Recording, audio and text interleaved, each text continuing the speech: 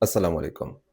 অনেকে আমাকে প্রশ্ন করেন যে, "ভাই আমার বাজেট ৳৫০,০০,০০০। এই ৳৫০,০০,০০০ য় আমি কয়তলা বাড়ি করতে পারবো? বা আমি কতটুক বাড়ি উঠাতে পারবো বা বাড়ির কাজটি আদৌ কমপ্লিট করতে পারবো কিনা?" আপনাদেরও যাদের সেম প্রবলেম ৳৫০,০০,০০০ র মধ্যে একটি বাড়ি করতে চাচ্ছেন বা বাজেট কম, সেক্ষেত্রে আপনারা কি করবেন বুঝতে পারছেন না। তো আজকে আমি সে বিষয়ে কিছু কথা বলব।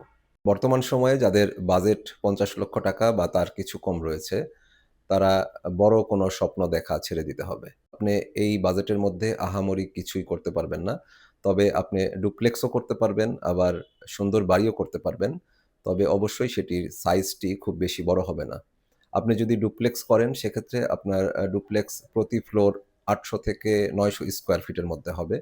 আবার আপনি যদি বড় করে একটি একতলা করতে চান ৪ বেড বা ৫ বেডরুম দিয়ে এবং খুব গর্জিয়াস ভাবে সেই একতলাটি সাজাতে চান, সেক্ষেত্রে আপনার এরকম বাজেট লেগে যাবে। আবার যদি আপনি যেখানে বাড়ি করছেন সেই জায়গার মাটির কন্ডিশনটি খারাপ হয়ে থাকে, তাহলে দেখা যাবে যে ১৫০০ বা ১৪০০ স্কোয়ার ফিটের একটি একতলা বাড়ি করতেই আপনার ৪০ থেকে ৳৫০,০০,০০০ লেগে গিয়েছে।